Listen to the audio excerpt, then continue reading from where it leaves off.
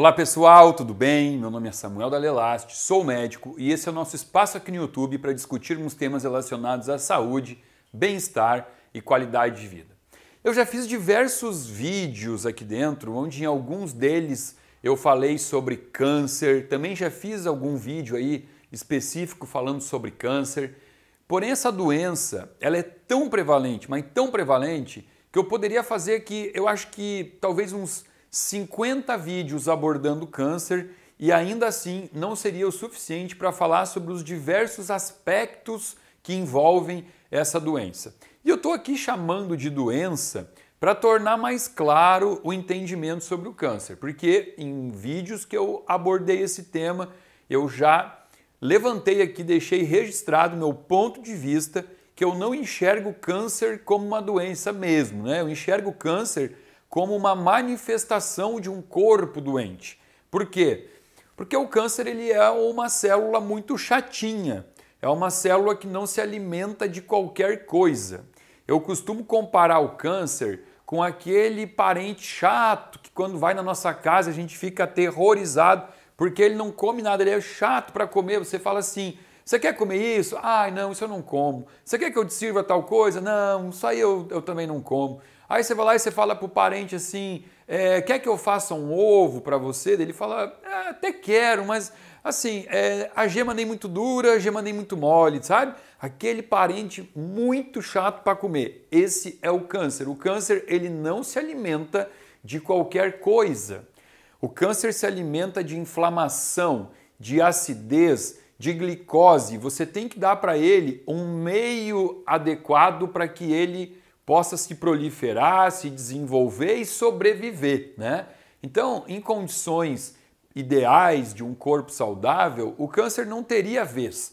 Ele não teria como continuar se alimentando e se sustentando se o corpo se o corpo não for um terreno biológico fértil para plantar a sementinha do câncer e para o câncer se desenvolver. Bom, importante entender, ainda falando sobre câncer, que existe uma relação muito grande com o sistema imunológico, né? Por exemplo, todos os dias, a cada segundo, milhares de células nossas se dividem, dão origem a novas células. Então, o nosso corpo está o tempo todo se refazendo, né? Fazendo novas células e morrendo células velhas. E essas células que se replicam, pensa assim, existe uma célula que tem um material genético, né? O material genético está dentro do núcleo, tem um núcleo, material genético dentro do núcleo, organelas, o citoesqueleto, o citosol, tudo isso que compõe uma célula microscópica. E agora essa célula, ela se divide em duas. Então tem que dividir tudo, né? Tudo que está dentro de uma célula tem que se dividir para formar duas novas células completas, não é pela metade. A célula tem que ter o mesmo número de cromossomo, o mesmo número de organelas, tudo igual. E essa replicação, essa divisão celular, ela pode dar origem a células perfeitas ou ela pode dar origem a células doentes, células mutagênicas, né? Que aí seriam então células cancerígenas. O interessante é que muitas vezes essa divisão celular, que a gente vai chamar de mitose, meiose, ela dá origem a uma célula doente, uma célula tumoral, uma célula cancerígena. Aliás, alguns estudos mostram que por dia nós produzimos no nosso corpo de 10 mil a 20 mil células tumorais todos os dias. Olha que louco isso, que assustador. Tá, mas vem cá, Samuel, se eu produzo de 10 mil a 20 mil células tumorais por dia, por que eu não tenho um câncer então? Por que eu não tenho um câncer? Porque existe um sistema de identificação de erros de replicação, né? Mais ou menos como aquela esteira de linha de produção, um produto, uma fábrica, né? Que produz um único produto. E aí existem pessoas ali, funcionários que ficam na frente de uma esteira e aqueles produtos vão passando e a pessoa ela tem que fazer o padrão de qualidade, ela vai identificar se aquele produto está perfeito, tem algum dano, alguma avaria, e se tem algum dano ele é retirado da esteira e ele não vai chegar no consumidor. Então o corpo tem isso, o corpo tem um sistema de identificação, que dá uma olhada, olha as células, se elas foram divididas em células saudáveis, e uma vez que seja identificado que essas células não são saudáveis, que alguma célula veio danificada, é mais ou menos como se pegasse essa célula responsável por identificar isso, ela pegasse um pincelzinho e fosse lá e ela pinta essa célula. Ela apresenta essa célula para o sistema imunológico, ela pinta para ela ter uma cor diferente. Eu estou usando uma linguagem lúdica aqui, tá? E agora então essa célula doente, ela passa a circular pintadinha de outra cor. E aí então o nosso sistema imunológico, ele tem função de fiscalizar essas células aí doentes, pintadas, né? Tem uma outra cor, e aí então vai lá e faz o que a gente chama de fagocitose, né? Vai lá e pega aquela célula danificada e tira ela, tira fora da esteira para não continuar no corpo, né? Então, por mais que nós produzimos durante o dia células danificadas, existe um sistema que tem essa função de nos proteger. Então, por que de vez em quando pode dar um erro e a pessoa pode desenvolver um câncer? São diversos os fatores, né? Mas um dos fatores é um erro nesse sistema de identificação, de sinalização, né, de fagocitose. E isso tudo começa a ficar prejudicado quando o corpo não está em perfeitas condições de uso, né? É como uma fábrica. Essa fábrica, ela tem todas essas partes, né? A parte da produção, a parte da fiscalização, a parte da entrega. E em algum momento, se algo não está funcionando bem, pode dar um erro, né? Pode chegar um produto estragado lá na casa do consumidor. Em alguns lugares do mundo, alguns países, o câncer já é a doença que mais mata pessoas, ultrapassando inclusive as mortes por doenças isquêmicas, como por exemplo o infarto agudo do miocárdio, o acidente vascular cerebral. E quando eu tenho uma doença que está acometendo tanto a população, o mínimo que eu tenho que fazer é tentar entender, né? Por que é que as pessoas estão apresentando tantas doenças neoplásicas? São vários os fatores que levam a isso. Eu vou pontuar aqui com vocês, assim, ó, o primeiro fator aqui, não está na ordem, né? Vamos colocar todos, vamos jogar aqui, não é na ordem de importância. Aqui existe a questão do aumento da expectativa de vida. Quanto mais longevidade, quanto mais nós vivemos, maior o risco de desenvolvermos câncer e também outras doenças que se oportunizam de um corpo um pouco mais debilitado. Tá? Então aqui tem uma das causas. Uma segunda causa é a questão de que a medicina hoje, o modelo atual usado em alguns países, inclusive o Brasil, ela é uma medicina que ela não é preventiva, né? A gente chama de medicina curativa. O que é isso? É uma medicina que está mais tentando apagar o fogo ao invés de prevenir o fogo, né? Então, assim, se a gente analisar dentro de consultório, é meio estranho porque existem alguns exames chamados de exames preventivos do câncer, né? Como, por exemplo, o preventivo do câncer de mama, o preventivo do câncer de útero, o preventivo do câncer de próstata. Esses exames eles não são preventivos, eles são exames que podem diagnosticar precocemente o câncer, mas não evitá-lo, né? Não é preventivo. Como é que eu posso provar que ao fazer um exame de mamografia ou de ecografia da mama, eu vou conseguir prevenir o câncer? Não tem como, eu consigo diagnosticar ele o mais precoce possível. Mas diagnóstico precoce não é prevenção. Inclusive, muitas vezes, isso chega a ser até paradoxal, né? Porque assim, ó, já tem diversos estudos mostrando, por exemplo, que o uso da pílula anticoncepcional aumenta o risco de câncer de mama.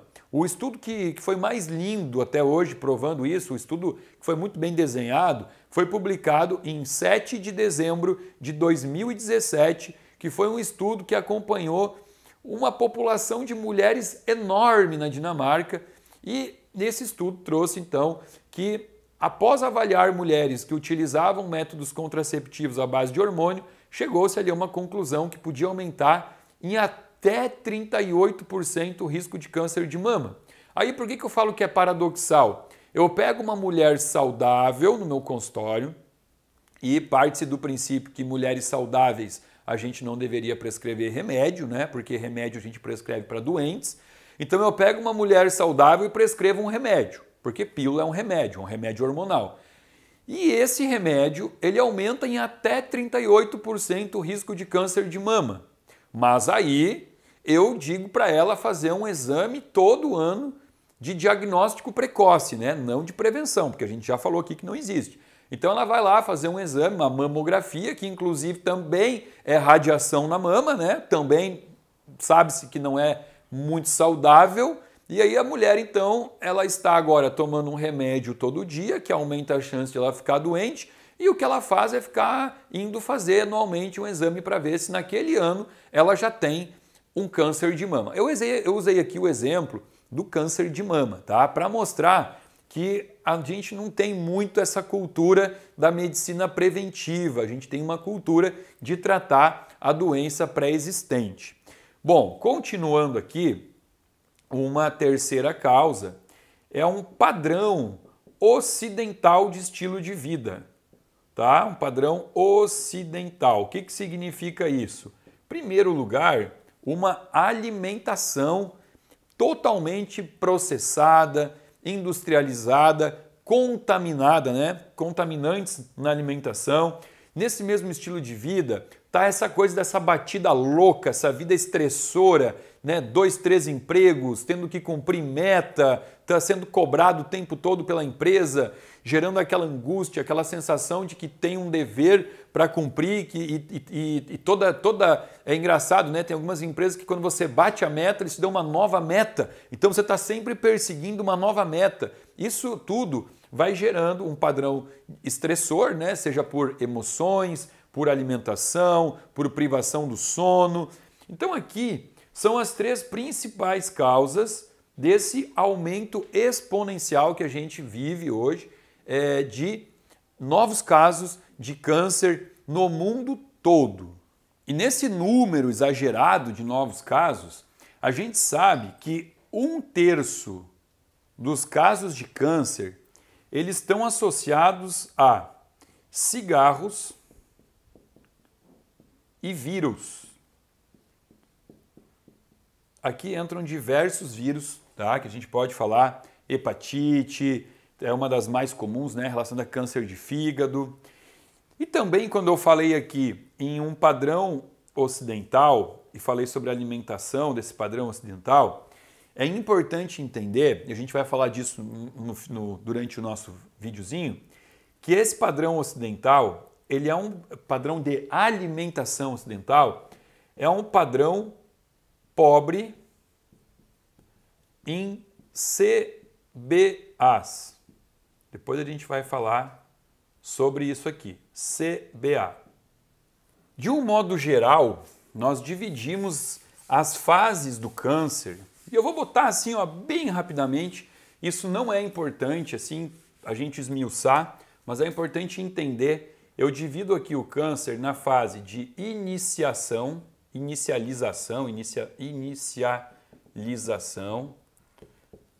que é a fase da mutagênese no DNA.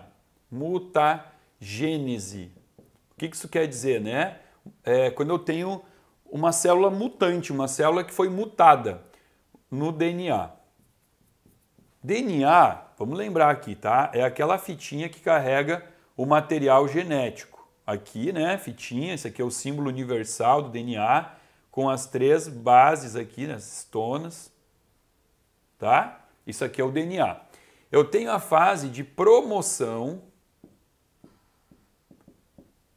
Então assim, apenas recapitulando, a inicialização é aquela fase onde houve um erro na divisão celular, e aí então agora eu tenho aqui essa marca, está marcada, essa célula está marcada, ou isso pode ser em vida, ou isso pode ser também associado já a um padrão inato, né? A criança pode ter nascido com isso.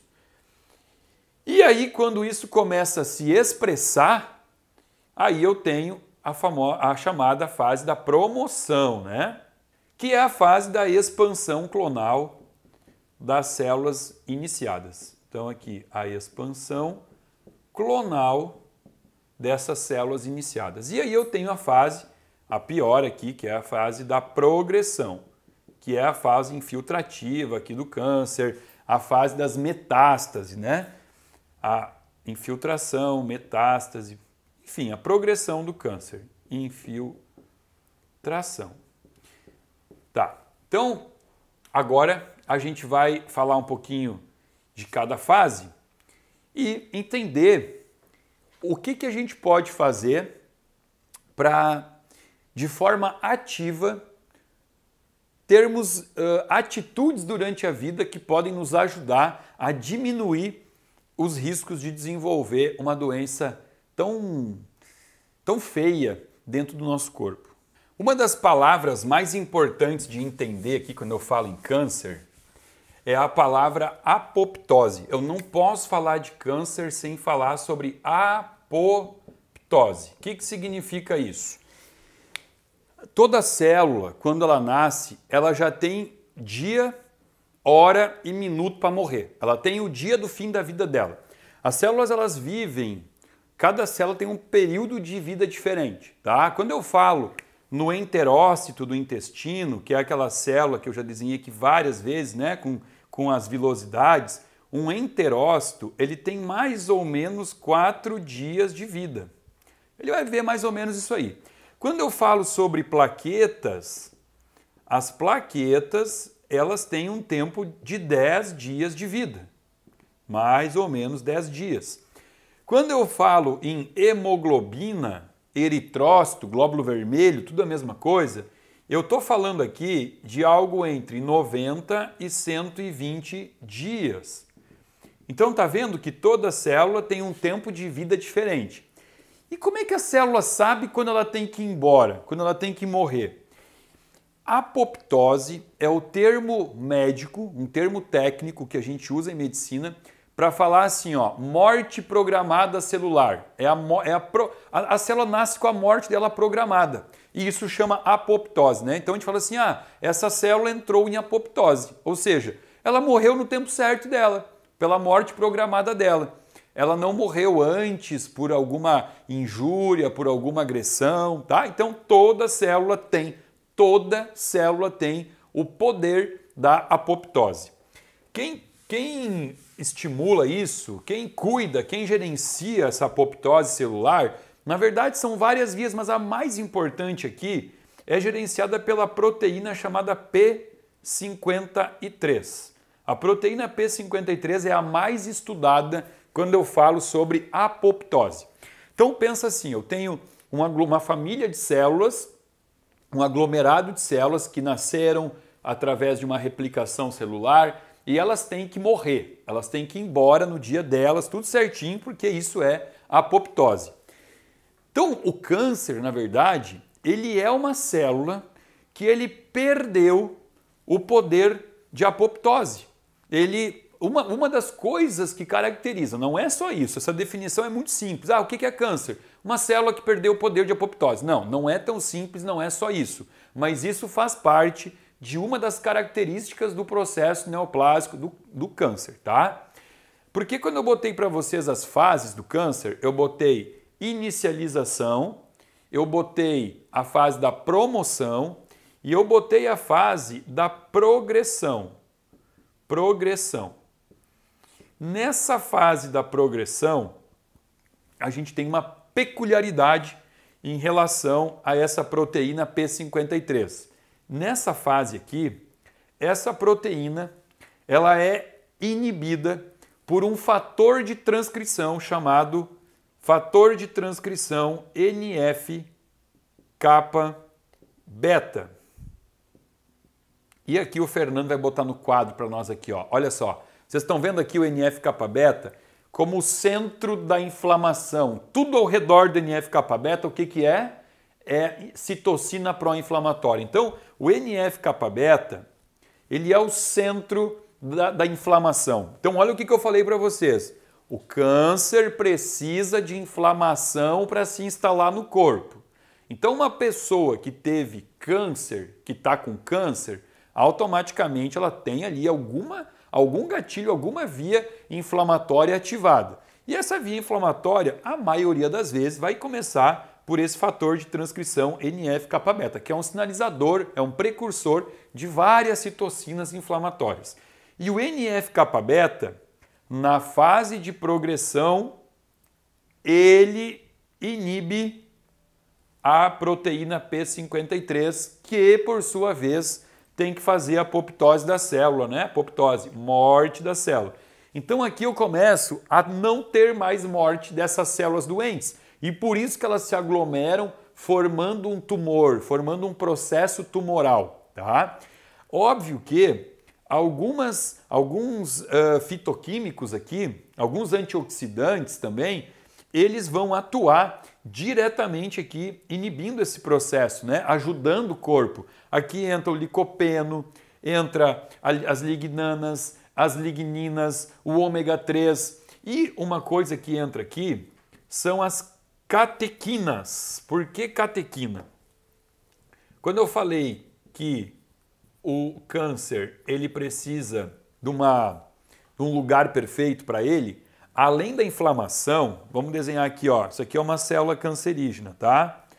Vamos botar assim, ó, uma cara de mal aqui, ó, porque ela é malvada. Essa célula cancerígena, ela precisa também de uma vascularização própria, ela precisa de vasos sanguíneos próprios.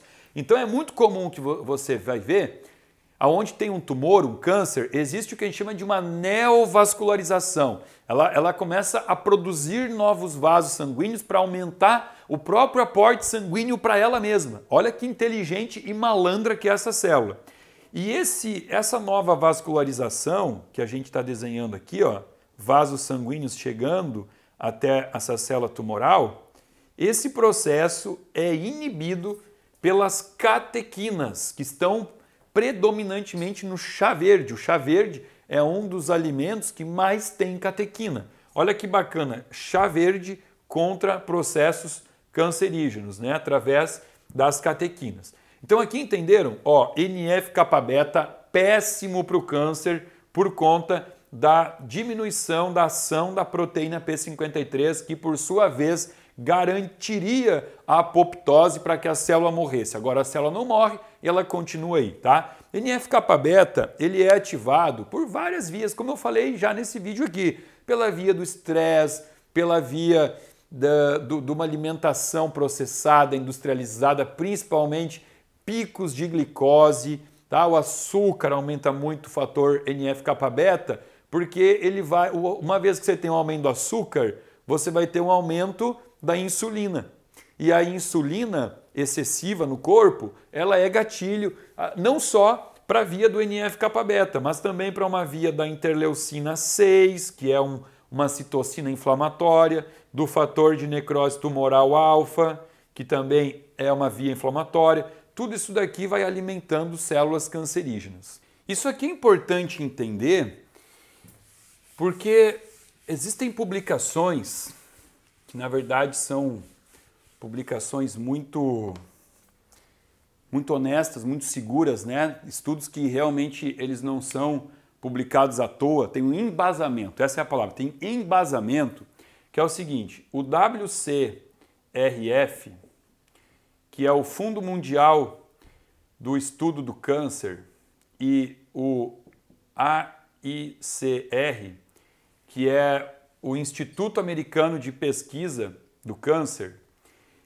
Se vocês querem ler artigo bem atual e bem embasado, são artigos publicados por essas duas entidades aqui, tá?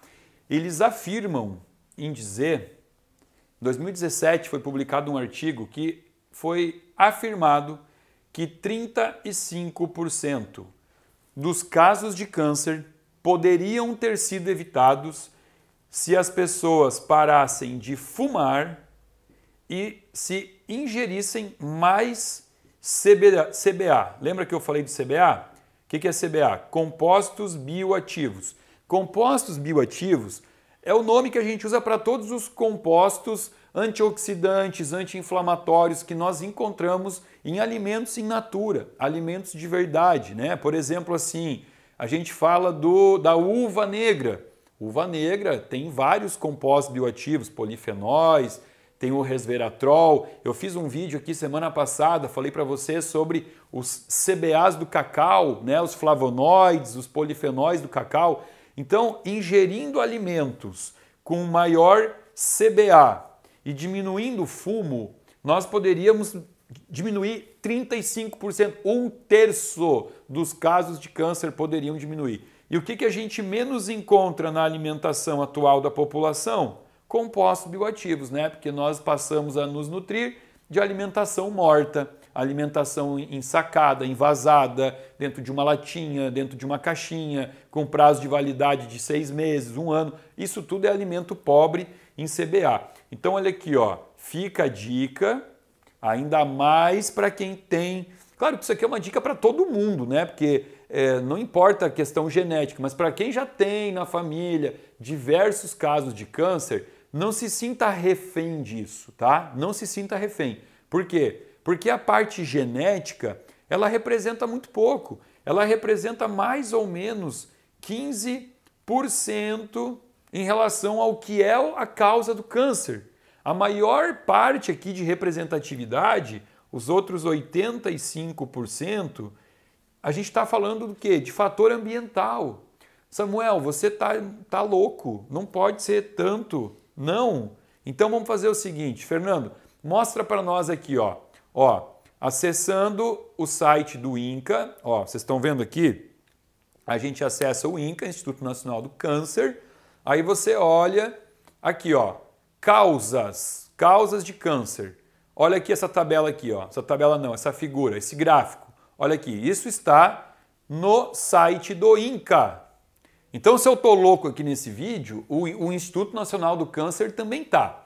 E o Instituto Nacional do Câncer está embasado no quê para falar isso? Está embasado no estudo no Projeto Genoma 2003, quando a gente codificou todo o nosso gene, a gente entendeu isso, né? Que por mais que você venha para o mundo com algum gene, algum polimorfismo, né? Por exemplo, mulheres que carregam um polimorfismo para o BRCA1 ou BRCA2. Quem é que tinha polimorfismo desses genes aqui?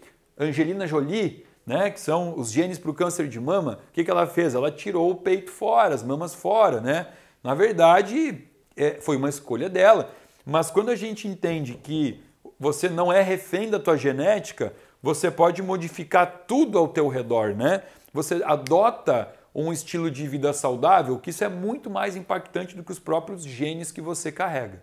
Bom, e quando eu falo então sobre essa relação do câncer, dos contaminantes ambientais que vão aumentando o risco de câncer, e eu nem citei aqui porque eu já fiz diversos vídeos no meu canal, falei sobre metais pesados, falei sobre organofosforados, pesticidas, né? Sobre xenoestrógenos, sobre bisfenol A, que é o BPA.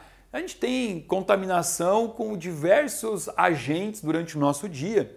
E quando eu falo sobre isso, qual é o órgão que tem que aparecer assim, gritando aqui para nós? É o órgão que faz o processo de detoxificação do corpo. Então aqui entra esse grande órgão chamado fígado, que faz processo de detoxificação, que hoje está muito em voga falar o detox, né? Ah, tem que fazer um detox. Detox é legal, eu acho bacana. O que a gente tem que entender sobre o detox? O detox tem algumas fases, fase 1, fase 2, fase 3, fases diversas e distintas, tá?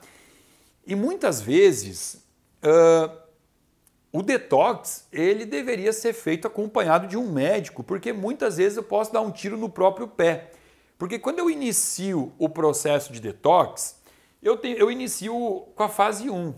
E a fase 1, ela transforma compostos inativos em compostos ativos. Ou seja, eu tenho uma porcaria no meu corpo lá, uma toxina, só que ela está quietinha. Ela está depositada numa gordura, porque ela é uma toxina lipossolúvel. Ela está guardadinha na gordura. Ela pode estar ali quietinha. E para eu excretar ela, para eu botá-la para fora, destoxificar o meu corpo, eu preciso aqui nessa fase, eu preciso ativar ela para poder jogá-la fora. Então, às vezes no detox, eu posso aumentar num primeiro momento a toxicidade no meu corpo, porque eu tenho que ativar esse lixo que está guardado em mim para poder botar para fora. Então, eu tenho que obrigatoriamente garantir que o meu fígado ele tem a capacidade de seguir todas as etapas do detox para chegar até o final e botar fora essa porcariazinha aí. Vou dar alguns exemplos aqui, tá? Vamos falar aqui dos hidrocarbonetos aromáticos policíclicos, tá? E das aminas heterogênicas. Aminas heterogêneas. O que entra aqui? Ó, hidrocarboneto aromático policíclico, tá? Aqui vai entrar a carne queimada, né, o churrasco. Aqui vai entrar o cigarro.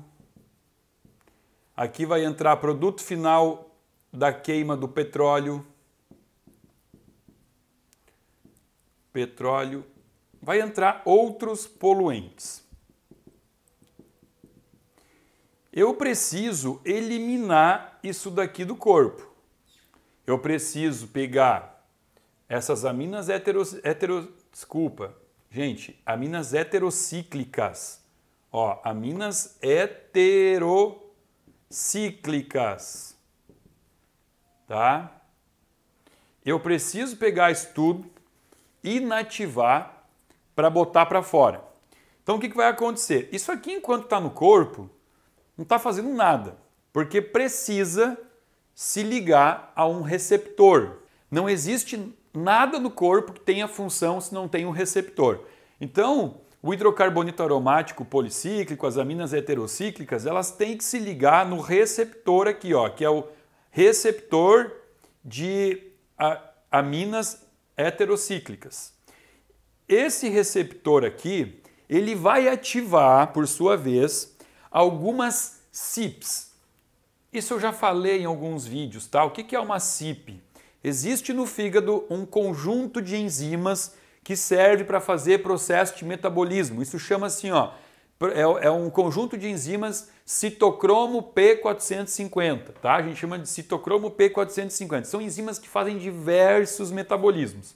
Quando as aminas heterocíclicas, quando o HAP se liga no receptor, o receptor ativa 3 enzimas do fígado, que é a CYP1A1, a CYP1A2, a CYP1B1.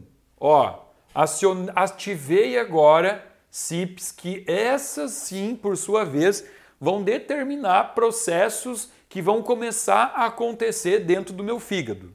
E eu passo a ter, então, essas porcarias que até então estavam inativadas, hidrocarboneto aromático policíclico e amina heterocíclica, agora eu ativei. Acabei de ativar na fase 1 para poder excretar, né? Por quê? Porque eu transformei isso que estava depositado na gordura, ela era lipossolúvel, e agora eu transformei em hidrossolúvel para poder colocar misturado com água para colocar para fora. Beleza. Como é que eu vou colocar para fora? Eis que entra um antioxidante super famoso aqui, chamado glutationa. Glutationa, famoso como antioxidante. O abacate é riquíssimo em glutationa. Já fiz vídeos aqui falando sobre fases de detox e glutationa. O que é importante saber sobre ela? Glutationa é um antioxidante formado pela junção da glicina, da cisteína e da glutamina. Então aqui, ó, juntei esses 3 aminoácidos, eu tenho a glutationa. A glutationa tem que se ligar nesses compostos aqui para excretar. Quem é que faz essa junção? Quem é que aproxima a glutationa desses compostos? a glutationa S-transferase. Então a glutationa S-transferase é que vai fazer essa comunicação da glutationa para pegar. Eu só dei exemplos aqui, tá? Eu podia falar de diversos contaminantes ambientais. Estou usando esses aqui no quadro. Então a glutationa pega aqui as aminas heterocíclicas, pega o HAP para jogar tudo isso fora. Então será que a glutationa S-transferase é importante? Porque olha só, eu posso ter glutationa em abundância, né? Porque eu estou dando para o meu paciente, eu até posso estar suplementando o meu paciente. Posso estar dando para ele cisteína, posso estar dando glicina, posso estar dando glutamina e ele pode estar formando a glutationa. Mas se ele não tiver aqui a glutationa S-transferase, não adianta nada. O que eu tenho que saber sobre a glutationa S-transferase? Existem 2 genes responsáveis por ativar a função da glutationa S-transferase, tá? Que é o GST-M1, ó, glutationa S-transferase M1, e o GST-T1. Então, esses aqui são genes do nosso corpo que ajudam a estimular a glutationa S-transferase. Quanto mais genes desses ativos, melhor. E quanto mais eles estiverem expressando função, melhor.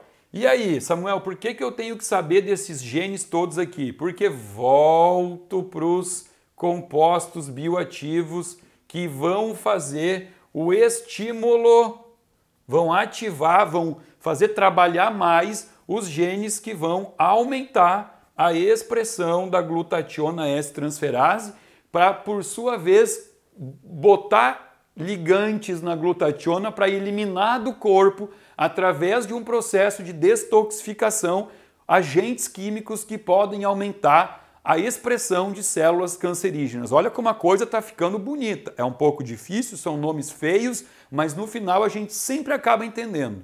Isotiocianato. Cianato. Onde é que eu encontro esse composto bioativo? Mais uma vez, tá? Eu vou usar exemplos pontuais para que vocês possam entender. Isotiocianato, ele está nas brássicas. Então isso aqui vai estar no repolho, vai estar na couve, vai estar no brócolis. E o isotiocianato, ele estimula por uma via direta esses 2 genes, GST-M1, GST-T1, e também ele estimula por aumentar o fator de transcrição NRF2, que por sua vez também estimula esses 2 genes. Então olha aqui, ó. Tô falando de comida barata, de comida fácil de encontrar, brássicas. A brássica aqui, então, ela já entra estimulando a glutationa S-transferase por essa via aqui. O isotiocianato também estimula uma enzima chamada NAD-PH quinona desidrogenase. O que essa enzima faz? Ó, ASE é uma enzima. Essa enzima transforma ubiquinona em ubiquinol. Ubiquinol. Ó, ona em forma de cetona transformada em ol, forma de álcool.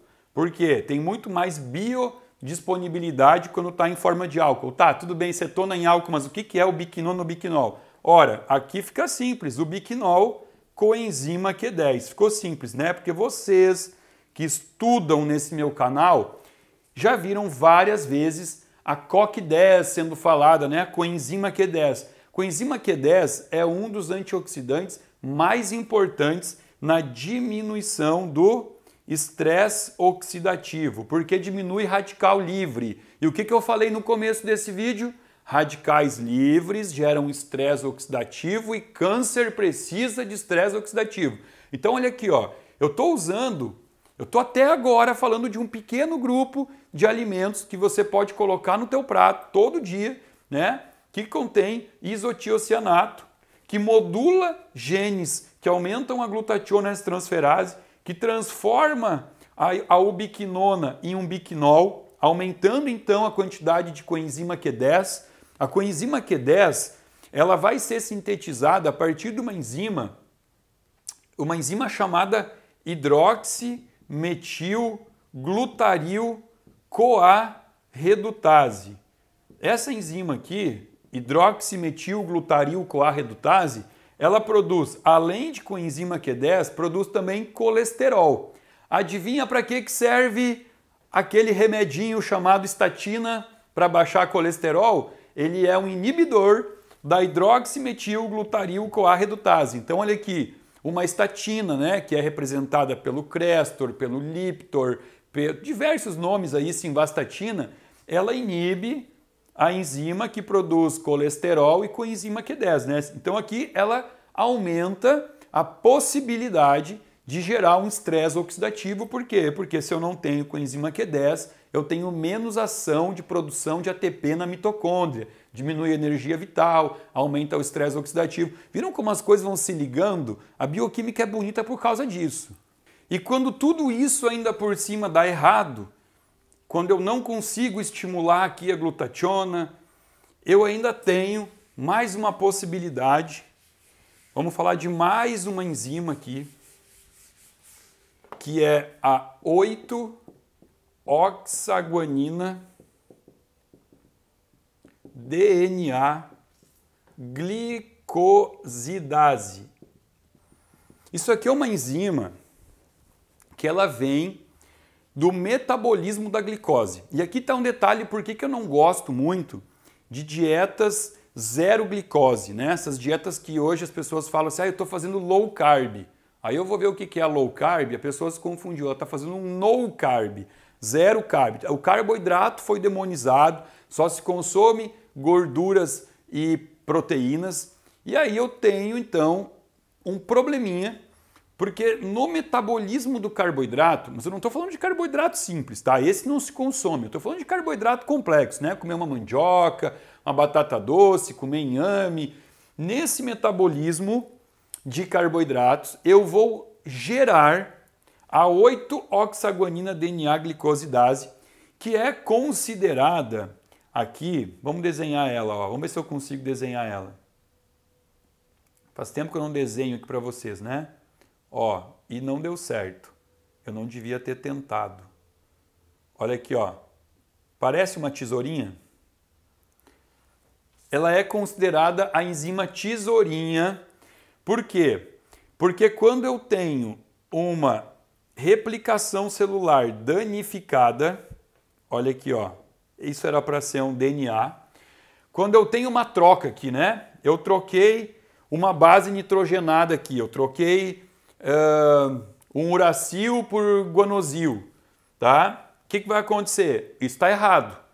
Essa enzima, ela vem aqui e ela recorta, ela vai cortar o pedaço da minha fita de DNA que está falhada e ela vai arrumar isso aqui.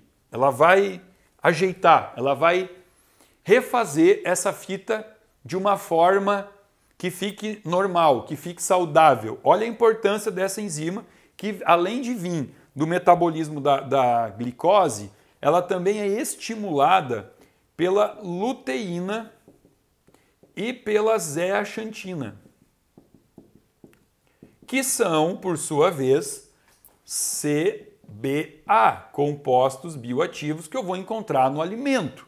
Então agora, colocando esse monte de nome feio aqui, eu simplesmente consegui mostrar para vocês aquilo que eu falei lá no início.